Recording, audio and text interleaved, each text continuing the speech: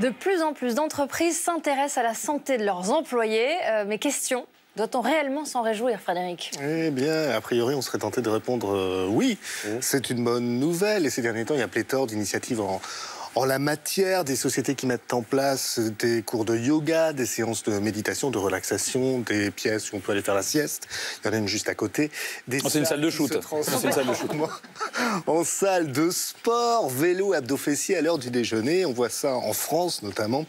Et puis aux États-Unis, on va encore plus loin. De plus en plus de sociétés proposent, incitent même leurs employés à apporter ce qu'on appelle des trackers de fitness, ces bracelets connectés qui calculent les calories dépensées en fonction du nombre de pas qu'on fait dans la journée. Ceux qui acceptent de les porter peuvent recevoir des primes ou des réductions sur le prix de leur assurance maladie, réductions dont profitent aussi les entreprises qui souvent payent une bonne partie de la mutuelle de leurs employés. Et le Washington Post en a parlé récemment. Une grande enquête publiée dimanche dernier, enquête qui nous montre l'ampleur du phénomène. Désormais, les patrons peuvent observer à distance l'hygiène de leurs salariés. Combien de kilomètres font-ils par semaine? Et combien de kilos ont-ils perdu? Là-bas, il y a quand même pas mal de gens obèses. Est-ce qu'ils se reposent suffisamment? Car oui, les capteurs de ces bracelets connectés donnent également le temps de sommeil. Le monsieur qu'on va voir à l'image, vous allez voir, est un chercheur français expatrié à Chicago.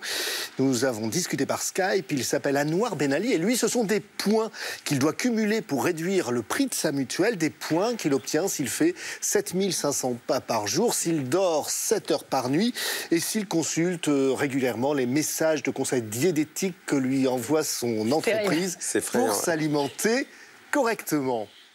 Par année, il me faut 80 000 points pour réduire de $50 ma cotisation par mois. Donc $600 par an. Si je fais ces 80 000 points par année. Par contre, si on n'est pas volontaire, on paye $600 en plus par an. Donc c'est un peu voilà. C'est du volontariat financier, on va dire. Voilà, volontariat financier, $600 en plus si on ne porte pas le bracelet.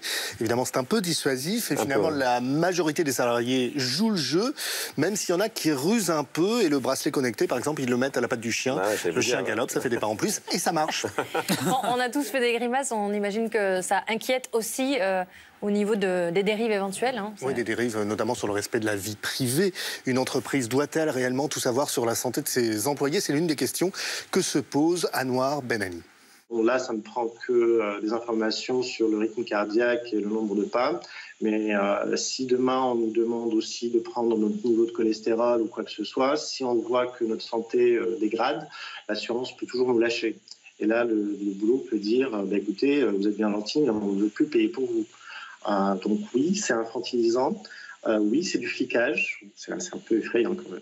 Flicage, infantilisation, risque de perdre sa mutuelle, un peu effrayant en effet, sachant qu'avec cette logique-là, s'impose en filigrane une nouvelle conception de l'employé modèle. C'est la théorie qui est développée dans un livre. Le livre s'appelle Le syndrome du bien-être. Avant, on applaudissait les gros bosseurs qui passaient la moitié de la nuit au bureau. Désormais, on préfère les individus sains, sportifs, non fumeurs, la définition de sain, qui mangent équilibré, oui. Et ceux qui n'ont pas le profil ou ceux qui refusent de jouer le jeu, on les méprise, on leur jette des cailloux, on leur fait payer plus cher leur mutuelle. Et quand on commence à distinguer entre des individus sains et des individus malsains, je ne suis pas certain que ce soit une excellente nouvelle. On fait le test dans l'équipe, non non, c'était pas ça le truc, le critère. Finalement, c'est une discrimination de plus, comme si on en avait besoin. C'est la dictature du bien-être et la dictature de la santé maximale, la dictature des 10 000 pas. On ne sait toujours pas pourquoi on doit faire 10 000 pas et pas 12 000 ou 14 000.